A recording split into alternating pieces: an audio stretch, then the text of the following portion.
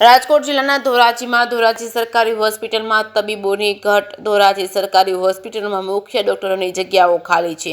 ધોરાજી સરકારી હોસ્પિટલમાં તબીબોની ઘટ હોવાથી ધોરાજી શહેર અને ગ્રામ્ય વિસ્તારની જનતાને ભારે મુશ્કેલીઓ વેઠવી પડે છે. ઘણા લાંબા સમયથી ધોરાજી હોસ્પિટલમાં 3 medical officer, MD, MS, orthopaedic તેમજ સ્પેશિયલ આંખના તેમજ રેડિયોલોજિસ્ટ સહિત ઘણા ડોક્ટરોની જગ્યા ખાલી છે. ત્યારે ધોરાજી સરકારી હોસ્પિટલમાં તબીબોની ઘટ હોવાથી ધોરાજી શહેર અને ગ્રામ્ય વિસ્તારની જનતાને ભારે મુશ્કેલીઓ વેઠવી પડે છે. આ ખાલી જગ્યા પર તબીબોની નિમણૂક થાય અને પ્રજાની હાલાકી ઓછી થાય તે લોક માંગ કરી રહ્યા છે. ધોરાજી અને આસપાસના દાતાશ્રીઓએ લાખો અને કરોડો રૂપિયા દાન આપી સરકારી હોસ્પિટલોમાં ભવ્ય બિલ્ડિંગ સુવિધાયુક્ત બનાવી છે અને લાખોની કિંમતના અને કિંમતી મેડિકલ સાધનો અને ઓપરેશન થિયેટર પણ બનાવ્યા છે. પરંતુ આવી સુવિધા સભર ભવ્ય હોસ્પિટલમાં નિષ્ણાત તબીબોના અભાવે ગરીબ અને મધ્યમ પરિવારના દર્દીઓ ફરજિયાત ખાનગી હોસ્પિટલમાં મોંઘીદાર સારવાર લેવા મજબૂર થવું પડે છે. અગાઉ પણ ધોરાજીમાં ડોક્ટરો મામલે ભાજપ અને કોંગ્રેસ સામે આવ્યા હતા. આંદોલનો પણ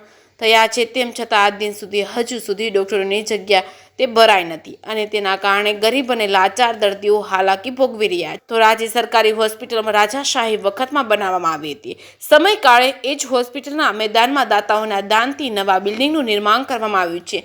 એ 4 માળની બિલ્ડિંગમાં આજે હોસ્પિટલના વિવિધ યુનિટ કામ કરી રહ્યા છે. ત્યારે નવી બિલ્ડિંગમાં પેશન્ટની સંખ્યા અને ડોક્ટર વિભાગોની લઈને સંકળાશ પડી રહી છે. જેથી રાજાશાહી વખતનું જૂનું બિલ્ડિંગ પાડી ત્યાં નવું બિલ્ડિંગ બનાવી વધારાની સુવિધા ઊભી કરવા માટે સરકાર દ્વારા કાર્યવાહી કરવામાં આવતી હતી. જેના અનુસંધાને કોન્ટ્રાક્ટરને જૂનું બિલ્ડિંગ તોડવા કોન્ટ્રાક્ટ અપાયેલો હતો. તે બિલ્ડિંગ તોડવા માટે મોટા પાયે ભ્રષ્ટાચાર ઘાલમેલ થયાનો આક્ષેપ કર્યો છે. હાલ તો હોસ્પિટલમાં મુખ્ય વિભાગના ડોક્ટર ન હોવાથી ગ્રામ્ય વિસ્તારના દર્દીઓને હાલાકી પડી રહી છે. સાથે જૂનાગઢના ધક્કા ખાવા પડે છે. તેમજ નાના અને મધ્યમ વર્ગના ગરીબ લોકોને પ્રાઇવેટ હોસ્પિટલમાં સારવાર લેવી પડી રહી છે. હાલ તો આ બાબત યોગ્ય થાય અને ધોરાજી પંથકના લોકો ઈચ્છી રહ્યા છે. કેસરી ગુજરાતી સાથે મતીન બાપુ સૈયદ, ધોરાજી. મારું નામ મુકેશ ઓઝા છે, ગામ મારું ધોરાજી છે. અત્યારે અમારે 108 ને બોલાવી, મારી બાજુમાં ગરીબ માણસ રહે છે, એને બોલાવીને હું એમ્બ્યુલન્સમાં લઈ આવ્યો તો અહીંયા સિસ્ટર આવીને એને બાટલો ચડાવી દીધો.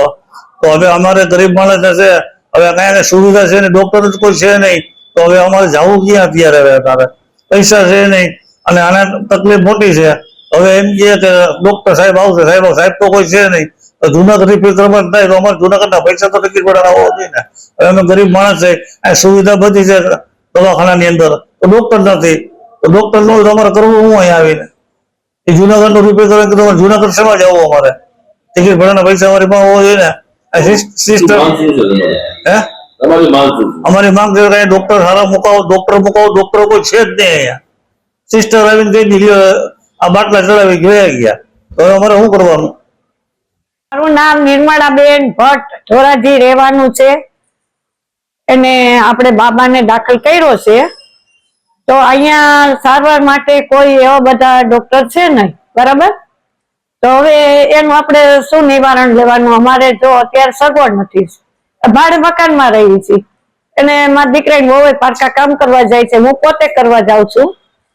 તો હવે તમે સાહેબ ગમે તે કઈક ઈલાજ કરો તો વધારે સારું. અહીંયા સારા ડોક્ટર કઈક આવે તો આ લોકોને ક્યાંય હેરાન થવા. આમાં એક નહીં પણ દરેક દર્દીઓને કઈ જગ્યાએ જાય, અમે એક નથી, ઘણા હોય, બરાબર? એટલે તમે જેમ બને તેમ વહેલાસર અહીંયા સારવાર માટે ડોક્ટર મૂકો, MD મૂકો કે ગમે તે મૂકો, બરાબર? હલો, અહીંયા બહુ અહીંયા છે ને. તો આગળ પ્રાઇવેટમાં કે અત્યારે તો સરકારીમાં તો અમે આવીએ જ નહીં ને. જો અમારી આગળ એટલી સગવડ હોય તો અહીંયા આવીએ જ નહીં ને. તો ડાયરેક્ટ પ્રાઇવેટમાં જોઈએ ગયા હોય, બરાબર? ભાડે મકાનમાં રહી છે.